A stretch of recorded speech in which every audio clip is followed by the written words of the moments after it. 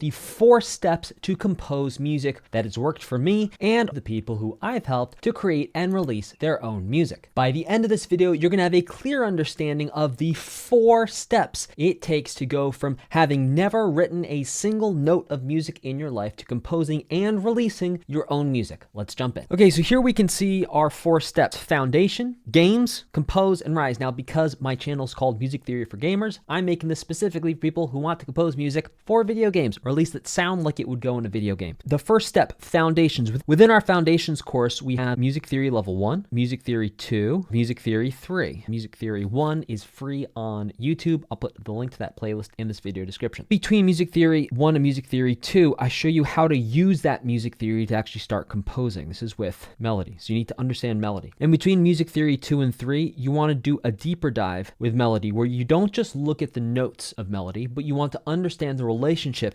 between notes and chords. And so let's actually break this down here for you. So we can think about melody on 2 axes. So here we think about melody like it's a scale. And when we go straight up and down, this is when we think of melody as harmony. Why? Because we can think about a note up here and how it compares to notes down here. So when we think about how a note above a bunch of notes compares, that's going to be harmony. Whereas when we think of how notes sound compared to each other, going from left to right, that's going to be melody pure. There's a third aspect to this, which is what is happening with the harmony, which takes us out of 2 dimensions and actually puts us in 3 dimensions. And this is called harmonic function. So harmonic function, there's basically 3 areas in music. We're going to have the tonic area, the subdominant area, and the dominant area. Now the tonic area, this is like your musical home, right? This is your home. Yes, okay, with the door. That's a very poorly drawn home, but you get the idea. Subdominant, it's a little bit of an adventure. You go out into the world. Here's my world that you're going out into. Okay, great.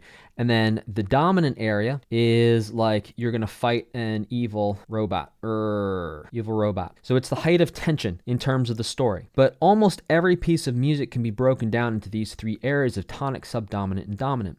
And so the question then becomes, okay, what's happening with our melody in terms of what scale degree are we using? What's happening with our melody in terms of what harmony does the melody create and what harmony is below the melody? And then within the harmony, what's happening in terms of harmonic function? Is there a tonic area, a subdominant area, or a dominant area happening? And these 3 elements play together to create tension or resolution. First, we understand music theory and melody with these 3 aspects to understand melody and also creation. Because once you understand this is kind of the fundamental to creating any music, producing, remixing, anything, this is it. Then what we do is, after you've understood how this music theory and melody structure works together, we make sure you understand how to use a digital audio workstation. Now, to be clear, up until we're done with the 3, we don't even look at a digital audio workstation. We use a simple notation editor, and you can find these. There's free ones like MuseScore online. Flat.io is a good one. The one we use in my program is called Noteflight, and the reason for that is there's a whole bunch of really cool extra features that come along with the Noteflight that I like to give people who apply and are accepted into our programs. Now, once they've gone through music theory and understood Melody 1 and Melody 2, we then start looking at a digital audio workstation. And to be clear, we're still inside the foundation here. You might say, wow, that sounds like a lot. Yeah, maybe, but people go through this and actually release their own music. They start here to when they release. We've had people go through this. It takes an average of 65 days. So even though it might seem like a lot, we actually make it really easy to learn the way we present it. The point that I'm making here is that it can be done very, very quickly. Next up, we have a digital audio workstation. And within a digital audio workstation, we want to understand the basics. So we want to understand how plugins work. And then within plugins, we have a couple families. We have plugins that will change the pitch, which are always going to come first. Then we have plugins that'll change the loudness. This will be like your compressor, your limiter, your maximizer. Then we have distortion plugins. These are going to be your distortion, your overdrive, your saturation. Then we're going to want to make sure you understand EQ. We can actually put this up here. Understand how multi-band EQ works. Understand how single band EQ works. We have phase plugins. These are going to be like your chorus, your phaser, your flanger.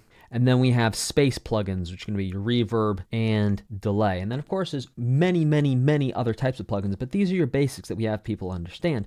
And once people understand this, they're able to take everything they learned from the music theory and the melody and put it into play with all of this and just absolutely skyrocket the music that they create to the next level. Now, once you understand how to use plugins and the basics of how your DAW works, then you're going to go ahead and understand a little bit about arranging, just a little bit. And when we do arranging in our programs, we do something called instrument studies and genre studies. And I'm going to describe for you how to do this for yourself. So what you do is you pick a piece of music and you say, okay, I'm going to listen to this piece of music and I'm going to take notes on every single part of this piece of music. So for example, what is the key? What instruments are playing? What's the BPM? Like what's the speed? What's the form? What's the structure of the melody? Like when we think about those three aspects we talked about for melody, so that's horizontal, vertical, and then harmonic function, we're saying, okay, how do we break the melody down in this piece of music? So melody. We're looking, how do we break down the harmony of this piece of music? And we take all these and a couple more things and we say, okay, now we've understood how this arrangement works. Let's go make one for ourselves. So that's called an arrangement study. And then you would go actually practice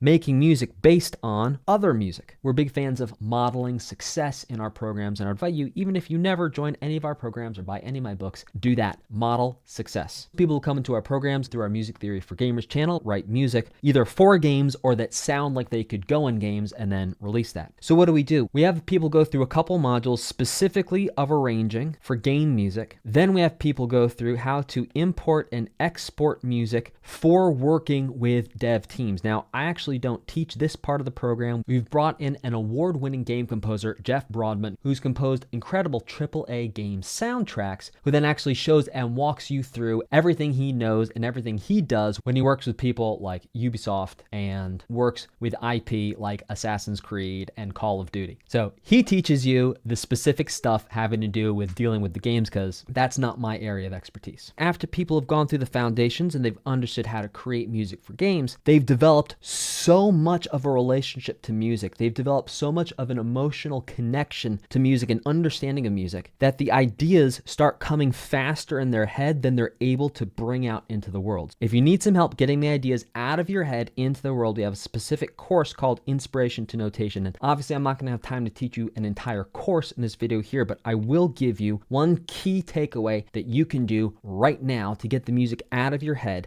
and out into the world. And that is, even if you're an awful singer, even if you are the worst singer in the world, sing your ideas into your phone, and that way you can listen back to them and then write them down one note at a time into a notation editor or into a DAW. So we make sure people are able to get their ideas out of their head and into the world. And then what we do is we get people to release their music on all streaming platforms. So that's going to be Spotify, Pandora, Tidal, YouTube Music, Apple Music, everywhere you can find music streaming, we get our clients' music there. Now, what's really cool is, like I mentioned before, this doesn't take years. Our average time for someone in our VIP programs is 65 days from the time that they join to when they release their first piece of music onto all streaming platforms. So this doesn't need to take forever. It really doesn't. You just got to move through the steps and not stop. Just keep learning, keep moving forward. You'll get it. Now, here's the twist. People don't actually have to go through step number 1, step number 2, and step number 3 to get to step number 4. In fact, we actually see a lot of people get ready to have their first release while they're still in step number 1. Why is that? It's because the amount of information you get at the right time and the right place, not just understanding everything we talked about for melody, but also understanding all the music theory. Once that comes together, that honestly is enough for a lot of people to just immediately make professional level releases and actually release them onto all streaming platforms. So what we can see is I have people who have like 3 releases already out on professional platforms, and they're just now getting to step number 3. So those are the 4 steps to create and release your own music. If you'd like to check out our programs and see the results we've gotten for other people, links for that are going to be in the video description. Now, you also might enjoy this video right down here, where I actually show you how to compose your first town theme for video game music.